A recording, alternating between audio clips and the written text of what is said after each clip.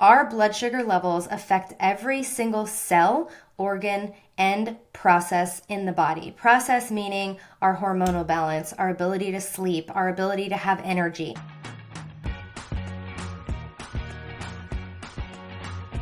Hey everyone, welcome back to the Unlock the Sugar Shackles podcast. I'm so grateful that you are here joining me today. If you are here on YouTube, hello, nice to see you all. And if you're listening via audio only, I'm so thankful you are back. And also, did you know that now all my podcasts are going to be posted on YouTube as well? So just keep that in mind. And I'm so excited to bring you another episode. So I was talking last week when I shared my story that I was wanting to bring back more solo episodes. So I have been doing a lot of amazing interviews and getting some amazing people on this podcast. And now I want to go back to sharing a little bit more from me and what I think and what I teach, so you can all see just so I can connect with you all and so you can hear what I have to say as well. So I'm definitely going to be bringing back some amazing interviews. I already have some saved on deck that are just fantastic, but I want to kind of start over in this new season of the podcast by kind of touching again on some important basics in case you're new here, and also because I posted those older episodes in late 2019 and early 2020, and a lot has changed from now to then, and I've learned more, and I just think that it's worth saying again because we need to hear things a bunch of times before it really sticks. Before we dive any further, I just wanted to thank today's sponsor for our episode, which is Good Idea, which, as you guys know, is my favorite sparkling water. It is backed by years and years of scientific research, and what it does is it actually lowers your blood sugar response by 20 to 30% of a meal. So that is just amazing, because when we reduce these blood sugar spikes, we feel more energized, we have less chance of having those crashes and those cravings, we sleep better when we reduce these blood sugar spikes, and we're also setting ourselves up for much better health in the future. As we're going to learn today, we're going to learn why the heck does your blood sugar even matter if you don't have diabetes? So we're going to learn more about those blood sugar spikes, but Good Idea is such a great tool if you are going to a party or you're going to a barbecue or somewhere where you can't control the menu. It's amazing to have one of these Good Ideas, or just if you're doing a carb up or just on a random Thursday night at home, you can have them anytime. And if you drink a third of the can before the meal, you finish the rest of the can with the meal. That's how you get those blood sugar lowering benefits. So I've linked everything in the show notes or below this video, goodidea.us, and use the code DaniHealth to save 10% off your first order. I absolutely love all their flavors, so don't ask me which one to get because they're so good. So you can try any of them and you are going to love them. All right, thank you to Good Idea for being the sponsor for today's episode. So now let us dive into, does your blood sugar matter if you don't have diabetes? Why should I care about my blood sugar? This is the missing piece of information that I didn't have for so many years that kept me so stuck. And last week I posted and shared about my story and how I spent years and years trying to figure out why I had such a bad sweet tooth, and why I had horrible PMS and terrible cystic acne, and why I couldn't lose weight, and why I had PCOS. And I couldn't figure out why I had all these issues. I was really susceptible to getting sick all the time. And I was trying to, like, a new symptom would pop up and I would try to get at that symptom. And what I didn't realize until I went to nutritional therapy school was that we have to focus on this different order of operations when it comes to addressing our health. And our hormones are very downstream. And so I kept trying to impact my hormones and, fix my periods and not have PMS anymore and be able to lose weight. But I didn't realize that blood sugar was actually at the root of that, and that's what I had to tackle first. And so I used to read books and skip over chapters about blood sugar. And I said this last week because it was boring, it was complicated. I didn't have diabetes, and so I didn't think I had to pay attention. So I will say now, blood sugar is not just for people with diabetes, whether type 1, type 2, prediabetes. Blood sugar matters for everyone because our blood sugar exists on this spectrum. So we can start to have some dysregulation of our blood sugar, and then all of a sudden we're on a road towards developing type 2 diabetes. So blood sugar doesn't just matter if you're diabetic or if you have someone in your family with diabetes. It is important for everyone. And one of the things that really gets me and why I have so much passion about this is because I felt like I was trying to do everything right. I was listening to the advice out there. I was not going to drive-thrus. I was eating, oatmeal in the morning and having whole grain cereal and a sandwich on whole wheat bread and avoiding fat and having a lean cuisine for dinner. And I was, quote, doing all the right things, yet I still had so many issues with my blood sugar my entire life. And so if I'm going out of my way to try to do the right thing and like it wasn't right and it didn't help me, then what is happening to people who don't know anything about this, who aren't even trying, who are just eating the foods that are advertised to them? We are set up to fail when it comes to blood sugar with the standard American diet and with the foods that conventional wisdom tells us are healthy, and how there's a lot of voices out there saying, oh, it's natural sugar, it doesn't matter. Oh my God, I can't imagine how many times I thought that in my life. Well, I can have this whole banana in a smoothie or in this acai bowl that I'm having, or have a whole sweet potato with dinner and then have like a paleo treat for dessert because, quote, it's natural sugar, right? Like that is what I thought. And I had no idea that there was misthinking going on. There were things that I wasn't considering that were really harming how I was feeling and set me up to have progressed insulin issues and blood sugar issues by my early 20s. So our blood sugar levels affect every single cell, organ, and process in the body. I'm going to say that again.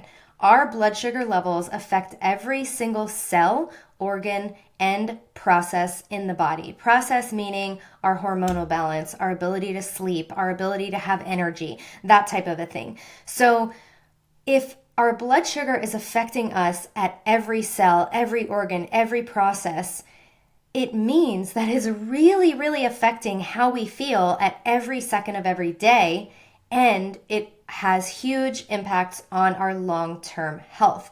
So our blood sugar affects things like our energy levels, like I said, our ability to focus, our brain health. It affects our hormones, our weight, our mental health, and the risk of chronic diseases. So it is so important to get right, because if we don't get it right, then we are going to have a lot of issues. And unfortunately, these issues aren't the same for every person. So this is why I personally think it's so hard for us to connect the dots and say, oh, all signs are pointing to blood sugar, because everyone can have these different manifestations of blood sugar. So what is blood sugar to begin with? Blood sugar is, or glucose, you'll hear blood glucose, is one of the primary energy sources of our body. And so when we eat foods, especially carbohydrates or proteins, our body converts them into glucose and they break down and they cause the amount of sugar in the blood to rise. So our blood sugar level is rising when we eat these foods. And every time you have this rise in blood sugar, if you have a functioning pancreas, aka you do not have type 1 diabetes, your pancreas will sense this and excrete this hormone called insulin. Insulin's job is to take the sugar out of the blood, so it will lower the blood sugar, and put it into the cells of the body so it can be used for energy. So sometimes these different meals that we eat can cause a dramatic increase or a fast increase or a high increase in our blood sugar levels, which we call a spike. And so there's different thoughts out there. There's no exact science for what is a spike, how much, but typically we use about an increase of 30 milligrams per deciliter or more is considered a spike, or that's 1.8 millimoles.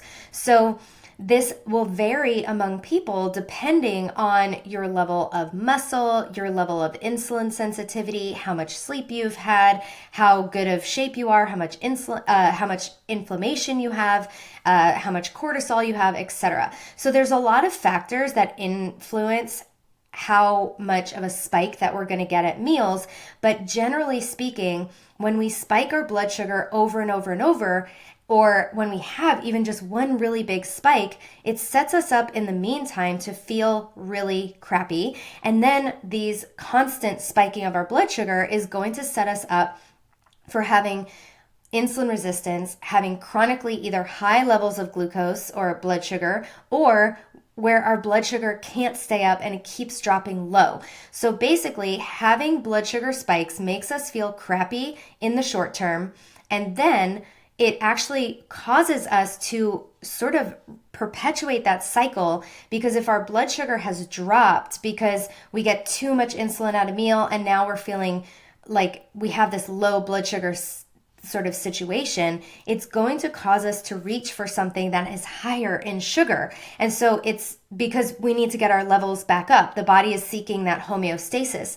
So it's wanting these blood sugar levels to be in this happy region, right? It doesn't like too high, it doesn't like too low. It's like Goldilocks. So when our blood sugar spikes, then we're going to get a big surge of insulin. Then our blood sugar is going to crash down, and that puts us in this craving zone. Our body is perceiving an energy crisis. And so now we're going to reach for foods that are high in carbs and sugar to get our levels back up. And then we just start that cycle all over again. And this blood sugar roller coaster, like I said, eventually leads us to having either high blood sugar, chronically low blood sugar, insulin resistance, and then it sets us up for having all of these long-term chronic diseases. It increases our risk for all all sorts of diseases: heart disease, high blood pressure, stroke, Alzheimer's, all sorts of issues, autoimmune issues, cancer.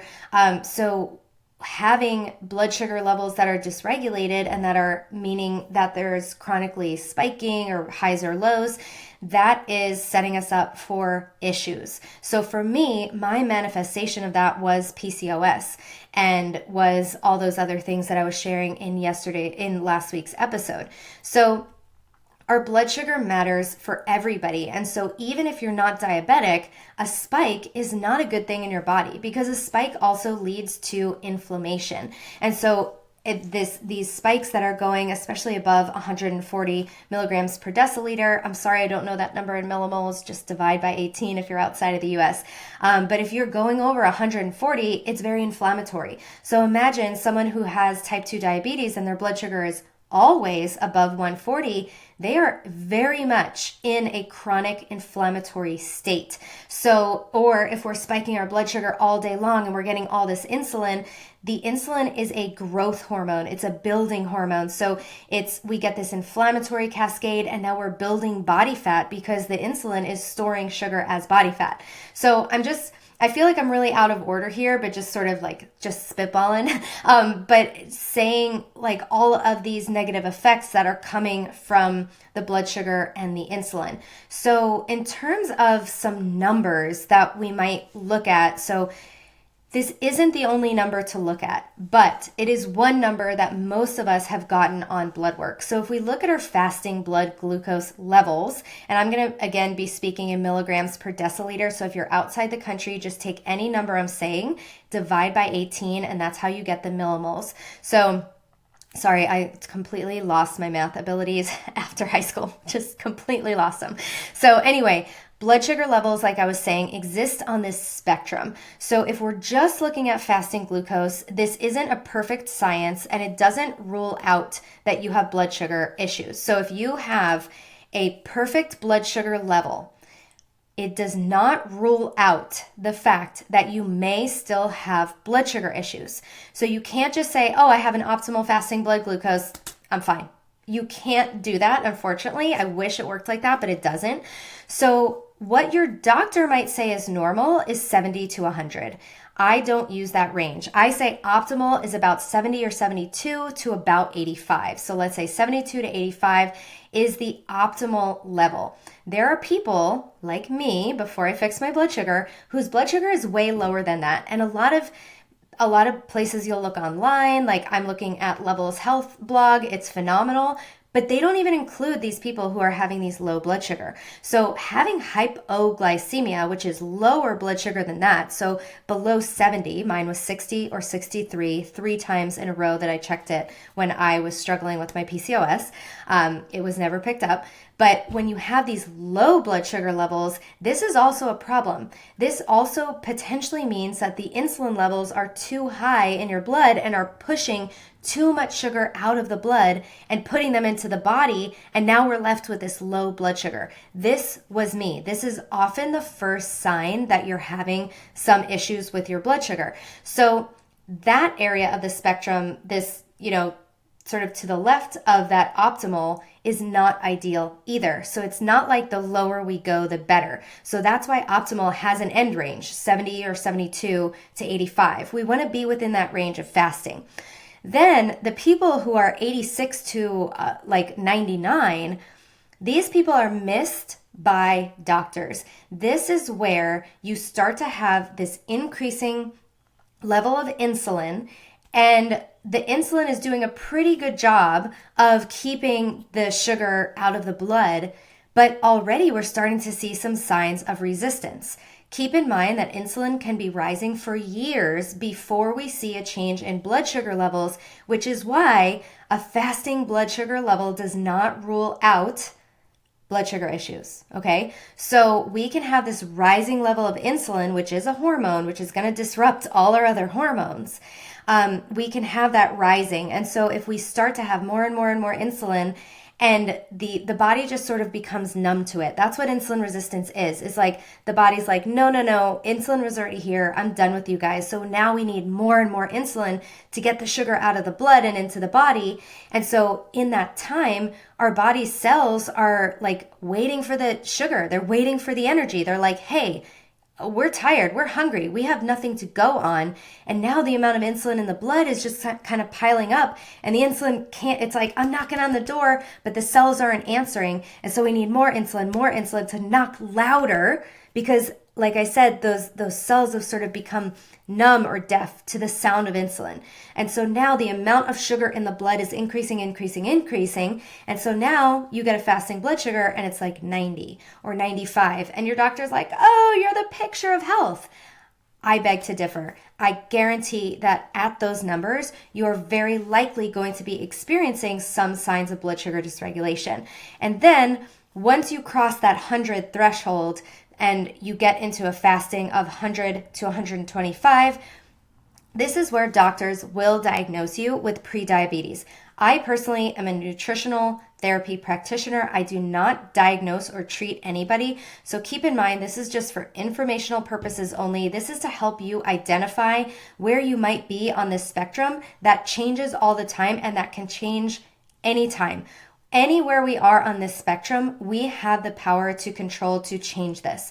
Even if you are type 2 diabetic, where your blood sugar fasting is above 125, we can change that. So we don't need to identify with where our blood sugar is. It's like, oh, I'm a type 2 diabetic. I mean, you can say that, you can get services for that or whatever, but you can just look at it and say, oh, my fasting blood sugar is higher and I need to work to get down my blood sugar levels, reduce my insulin resistance, and improve my insulin sensitivity so that the sugar can get where it needs to go. And so this is that spectrum of type 2 diabetes, of fasting blood sugar. And what we want to do is move towards that optimal range. And so this is one of the ways that we can sort of measure our progress. We can also put on a continuous glucose monitor, which is a whole other topic for another day. But our blood sugar matters. The fasting matters because it's sort of like a little bit of a report card. It's not telling us everything, but it's maybe like a progress report, right? So it's not telling us all our full grades for everything. We really need a continuous glucose monitor for that, but at least it's telling us more or less what we're dealing with. So again, it's not ruling out everything, but it can rule in some things. It can rule in, okay, my blood sugar is super low, I have hypoglycemia. I likely have hypoglycemia. My fasting blood sugar is over 100, I likely have prediabetes. My blood sugar level is 125 or above, there's likely potential type 2 diabetes. But in that other range, in even the optimal range, you could be feeling terrible. So when my blood sugar was 70 or like 75, I used to feel really shaky and unwell at that number. And that means that I still have work to do on my blood sugar. So again, a fasting blood sugar cannot rule out blood sugar problems, even if it's perfect. You can have, let me say it in another way, you can have a perfect fasting blood sugar number and still have blood sugar issues, okay? That's what I want you to take away from this.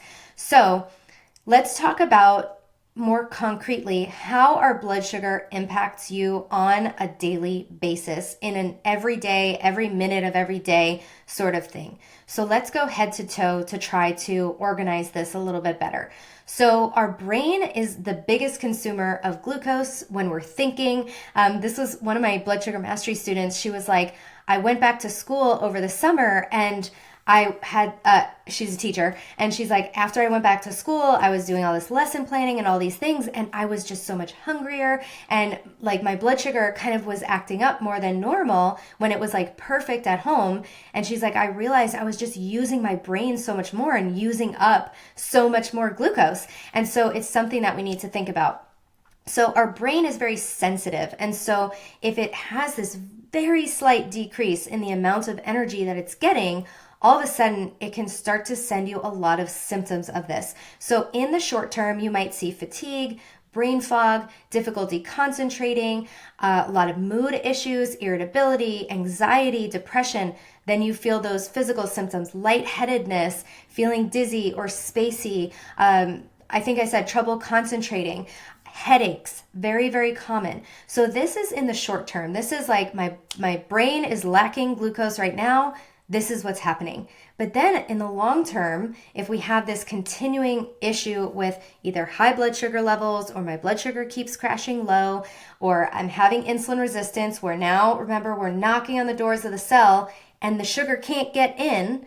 So our brain is actually starved for energy with very severe insulin resistance. This is where we start to see these longer term issues, more chronic issues with our brain health. So now we might have diagnosed anxiety disorders. We might be on medications or have bipolar or any sort of mental health issues. Even schizophrenia has been linked with poor metabolic health. We have chronic attention issues, perhaps. We have chronic memory issues, which now becomes maybe a memory impairment. Type 3 diabetes is Alzheimer's, they're calling it. So these are the issues that we can experience. I'm sure I'm missing some. Chronic fatigue, things like this. So we're getting a worsening of all of these brain issues. Then if we go down, our eyes, macular degeneration is the leading cause of blindness in adults, and the leading cause of macular degeneration is type 2 diabetes. Why? Why does it affect our eyes? Because our blood sugar affects every single blood vessel in our body, and the smaller vessels are much more susceptible to having damage. The bigger ones are a little bit more resilient, right? But you just have like a tiny capillary that's letting one red blood cell through at a time, and that one's going to be really susceptible to damage. So what these blood sugar spikes do, I said that they cause inflammation, and they do, and these inflammatory molecules impact our blood vessels very, very quickly. And these blood sugar spikes also drive advanced glycation end products, or AGEs. Literally, this ages us. We get wrinkles, and then we get hardening of the arteries. So AGEs, these advanced glycation end products, that's a fancy word. I'm not a scientist, but here's an analogy that helps me understand what that actually means. That when you put a piece of bread in the toaster oven and it hardens and it gets crispy, right? That is what is happening to our blood vessels. So when we have a lot of sugar, everything gets stiffer and hardens. And everything needs to be like supple and movable and flexible and resilient in our body. So if something is stiff and it's not going to work very well. And so this is why we get these issues with the blood vessels, and it affects our eyes. Then if we look at our skin, I used to have horrible acne, and it got better when I fixed my blood sugar. So we have skin issues are very, very common, especially because when we have blood sugar issues, it's very likely that we also have issues with our liver, which is one of the 3 major organs of blood sugar regulation. And if our liver is overburdened and it needs to detoxify, which one of the things it does is detoxify our body, that if it doesn't have that capability, if it's overburdened, it can push out toxins out of our skin. And so this can lead us to have things like acne and things like that. There's other skin issues like acanthosis nigricans. I think that is the way you pronounce it. And it's like a darkening of the skin folds, let's say on the neck, or one of my clients said she's like, I noticed my kneecaps were getting darker and kind of like velvety skin. It can be in a lot of skin folds. And this is due to insulin resistance. Skin tags are also caused by insulin resistance. And then there's a lot of skin issues, certain types of cellulitis and things like this that are caused by type 2 diabetes, or is only found in type 2 diabetics. And then I see so many people where they optimize their blood sugar. Oftentimes keto is really helpful for this, but they get rid of things like eczema and psoriasis. Psoriasis is so helped by a ketogenic diet. So we can't, I can't tell you the exact science of every single skin issue, but I just know that optimizing your blood sugar really, really helps with this. Of course, healing our gut as well. So that's the skin. Then we come to our teeth. We all know sugar causes cavities, but remember, sugar leads to this inflammatory state. High blood sugar crashes, insulin resistance leads to an inflammatory state. So then you're susceptible to getting any sort of inflammatory condition. So this is where we get, gingivitis, anything with an itis that can really impact us. And then our oral health really has an impact on the rest of our body. Just keep that in mind. If we come to our heart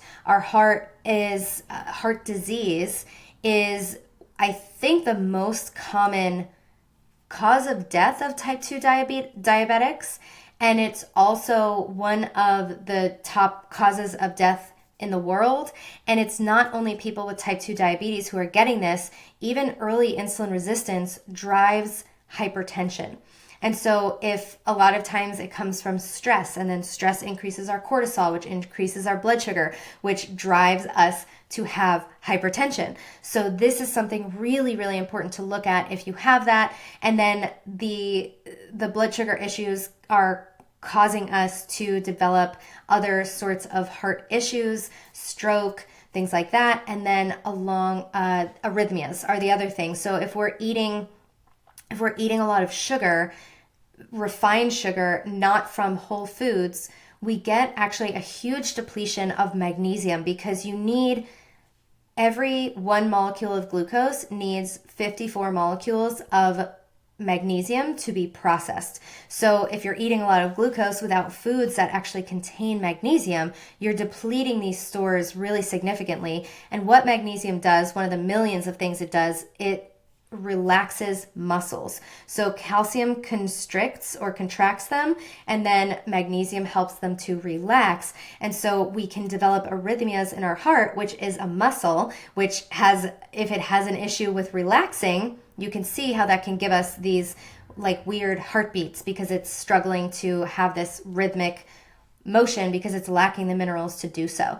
And we know that magnesium deficiency on its own can also drive magnesium. So I have an amazing Fullscript account where you can get access to all sorts of amazing supplements, really good brands, better than you could find at the store. You get 10% off all the time in my store. So I'm going to also link that in the show notes and in the description below the video. So you guys can, if you're not taking magnesium, it is the one supplement that I actually really recommend for almost every single person that I see. Most people need magnesium. I love the glycinate form. It's helpful for calming your muscles and it's good for your gut. The malate form is really good. Citrate is helpful if you sort of tend towards constipation, but it's not, it is just a Band-Aid approach. So if that's you, it's okay to use the citrate, but also keep digging as to why you are not having regular bowel movements.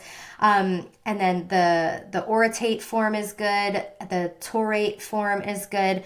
Avoid magnesium oxide. It's poorly absorbed and it can cause a lot of loose stools, but there's so many good brands and so many good options on Fullscript. I just thought I would let you guys know that because you're probably like, oh, I really need magnesium. We all need it. It helps you sleep, helps reduce anxiety. It helps your body actually physically relax more. So super, super important for energy production, for everything. So love, love, love magnesium. So just wanted to throw that in there.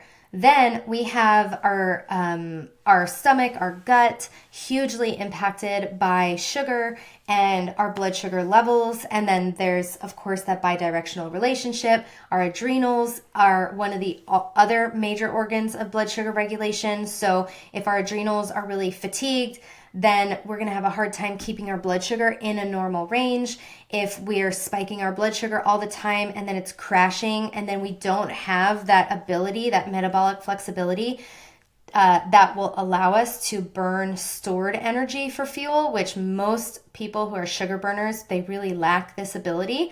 Then your adrenals are called on sort of in this emergency situation to pump you with stress hormones to create new blood sugar. So this often happens in the middle of the night for a lot of people where they're sleeping and they wake up and they're kind of like wide awake or their heart's pounding. It feels like an anxiety attack, an adrenaline rush. It is adrenaline. It's epinephrine. Your body just got pumped with epinephrine because your blood sugar went too low and you don't have the ability to utilize either the stored glycogen in your liver or your body fat for energy. So now you were forced to use your backup system, your adrenals, to pump you with stress hormones. And guess what? Now you can't sleep. And guess what? Poor sleep is going to dysregulate your blood sugar and cause adrenal issues in the future. That process is also expensive for the adrenals. It utilizes a lot of nutrients. So then they just become depleted. They become minerally depleted, and then they can't do that job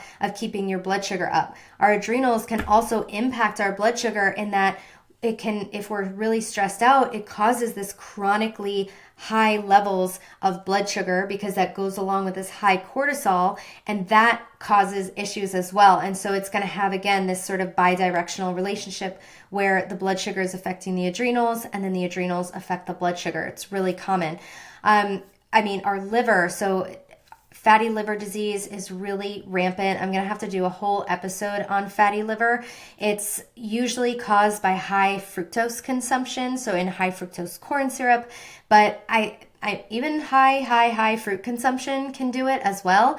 Of course, alcohol, which is a toxin and a poison, can drive that, but it interferes with our body's ability to regulate our blood sugar. So our liver at a lot of times, it's like, oh, blood sugar's a little low, I'm going to pump out some sugar. It's got stored sugar in there. So it needs to be able to know how to properly balance out your blood sugar in order for it to heal well. And then if we have all these blood sugar issues and fatty liver, our body, other processes are now impacted because the liver does so many things. So now we don't detoxify well. Now we don't regulate our hormones as well, certain things like that. Our kidneys have a lot of tiny blood vessels. So that's why the leading cause of kidney disease is type 2 diabetes, because again, that blood sugar chronically high is causing the hardening of the tiny capillaries inside of the kidneys. And then we have our reproductive organs and health. We know that high levels of insulin caused by high blood sugar levels all the time, or spikes all the time, are driving infertility in both men and women, because the insulin is going to dysregulate these other hormones. So high levels of insulin drive high testosterone levels in women and drive high estrogen levels in men. And so it's a big, big issue if someone wants to have healthy periods or have a child. And so remember, our fertility, even if you don't want to have a child, our fertility is a sign. It's like a report card. It's called by some people the fifth vital sign, because it's giving us a report card every month of how our health was. And one of the biggest things I see change with my clients and my blood sugar mastery students is that their periods get better, they get easier, they get lighter, they get more regular. So I have a couple of stories to share just from 3 blood sugar mastery students in the past round. One of them was missing a period for 6 months, another was missing a period for 4 years, and within the 8 weeks of the program, at about week 6 or 7, both of them got periods. So missing for 6 months, got a period. Missing for 4 years, got a period within 6 weeks of doing this program, which is unbelievable.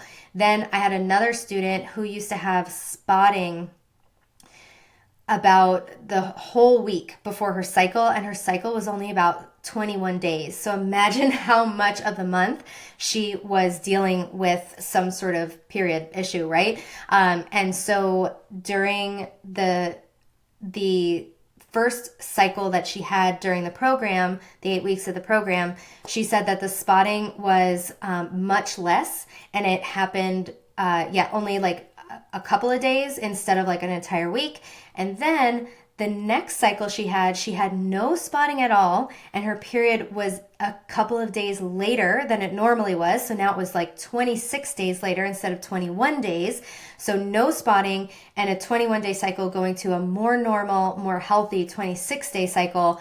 Unbelievable. That was just 2 months of doing this. So it's really, really cool how fast your menstrual issues can improve when you are optimizing your blood sugar. My story is that it took me 5 months to optimize my periods and to feel an improvement in that. So in terms of cramps, PMS, my acne cleared up before that. But those sort of issues, it took me about 5 cycles to see a change in that once I really, really started dialing in my blood sugar. Let me take a sip of water. All right, you guys are coming with me on that journey. Okay, so now we know all the organs that our blood sugar can affect. I probably missed some organs, but in general, that's like a head to toe version. It also, we know, impacts our sleep. So if you have more blood sugar spikes, we're going to get impacts to our sleep. And then having poor sleep impacts our blood sugar. So a lot of these things have that bidirectional relationship. So that's why we need to get these things right. It's hard to just we can't just focus on one thing. We can't just focus on blood sugar and then keep going to sleep late and have all the lights on at night and be scrolling on our phones super late. We can't do that, because then our blood sugar is never going to get better. So if we're dialing in our blood sugar and then also focusing on going to sleep at a better time, turning off our lights at night and having red light and candlelight and not being on screens and reading instead, or doing a meditation, that's going to be more helpful for our blood sugar, and then everything's going to feel better faster. So the other thing is that all of these processes in our body, in general, our blood sugar can impact. So our energy levels. So when our blood sugar is stable, we're going to have higher energy levels. We're going to have more mental clarity. We're going to have a better memory. We're going to have better sleep. We're going to have better hormone balance. So all of these things in our body are just going to work better. And then when we have these spikes all the time, like I said, or the chronic high blood sugar levels, or these chronically low blood sugar levels are crashing all the time, we are drastically increasing our risk of chronic health conditions like type 2 diabetes, dementia, Alzheimer's, heart disease, certain types of cancer, and things like that. Especially breast cancer and prostate cancer, very, very common. So I don't say all these things to scare you because, of course, there are so many things that we can do to improve. You have so much control over your blood sugar levels. And of course, I am here to help give you all the tools to do so. So I'm going to be talking in the coming weeks about some other things, some other tools that we can use to improve our blood sugar. We're going to talk about what blood sugar issues feel like so we can start identifying what symptoms are really connected. So I talked about sort of these flavors of blood sugar issues. So one time I made a post for Instagram that it said flavors of insulin resistance, and then it had ice cream cones with, let's say, 3 different scoops on them. And so one of the scoops said like migraines, another scoop said acne, another scoop said weight loss resistance. So that was that person's sort of flavor of insulin resistance and blood sugar issues. And then another person might have anxiety and always hungry and cravings, and that might be their pattern. So I want to arm you with this knowledge of what blood sugar issues feel like so you can be really adept at catching this in yourself and in other people, so you know when these things show up, so you know what to look for. Another thing I'm going to be talking about in the coming episodes are what should our blood sugar numbers be? So I already talked about how today we talked about our fasting blood sugar, but I'm going to talk about other numbers that we should look for in terms of our blood sugar, tests that you can ask your doctors for. And we're going to go over a whole episode about using a continuous glucose monitor and everything you want to know there. We're going to talk about what your doctor misses when it comes to blood sugar. So that's really, really important because, like I said today, they're missing quite a bit. And then we're also going to talk about how to stabilize blood sugar, how to reduce these spikes and things like that. So if you are wanting to know more, you're wanting to get help from me, whether that be you want my insight on what your numbers are, you want my tips on what to do next, because there's a lot of voices out there and it's really confusing. If you want me to help guide you on this journey and just tell you what to do and to give you feedback and recommendations and support along the way, that is where my blood sugar mastery program comes in. And it just so happens that it is open for enrollment if you are watching this in the first couple of days that this episode airs. The program is open September 12th through the 16th for enrollment, and then our program begins and enrollment closes on the 17th and of 2023, in case you're listening to this a long time ago. And yeah, so that program is open for enrollment. So I'm also going to put that information down in the show notes. And this program is not like it's not like an online program where you just watch a bunch of videos and kind of put it together yourself. You do have that. You do have that one piece of it where you watch these videos, very informative, all these things that you need to know. And you also have 16 coaching calls with me. You get private coaching, individual coaching on the coaching calls. So I go around and I coach each person. It's not just like, hey, here's what we're going to talk about today. The other thing is that there is a private members only community where you can ask me questions, get recommendations, support, guidance, accountability at any time. So basically, you are in touch with me and I know your entire history for this entire 8 weeks of the program. The program is already over 50% full at the time of recording this, which is recording this on the Tuesday, the day before the first day of launch. So the program does fill up quickly, so do not delay. If you are wanting to join this round, Definitely sign up, because the program is also going to be increasing in price for the next round that I do, which will probably be in January, because each time there is so much more information that I'm adding to the program, it becomes just so much more valuable. And I want to keep these groups small and be able to give each person that individual attention that they deserve and that they need to succeed. So I will leave you with that. Thank you so much for listening. I hope you got so much value out of this episode, and I hope you feel inspired to take control over your blood sugar issues. The first step is realizing, oh, okay, this might be my blood sugar. So today I didn't go over every single possible symptom, but I did tell us what organs and systems are affected by our blood sugar and how we can possibly feel when this is happening.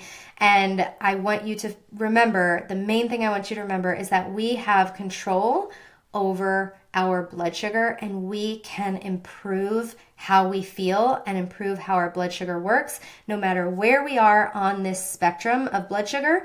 And it is easier to work with the earlier you catch it. So that being said, thank you again for joining me today. Thank you to our sponsor, Good Idea.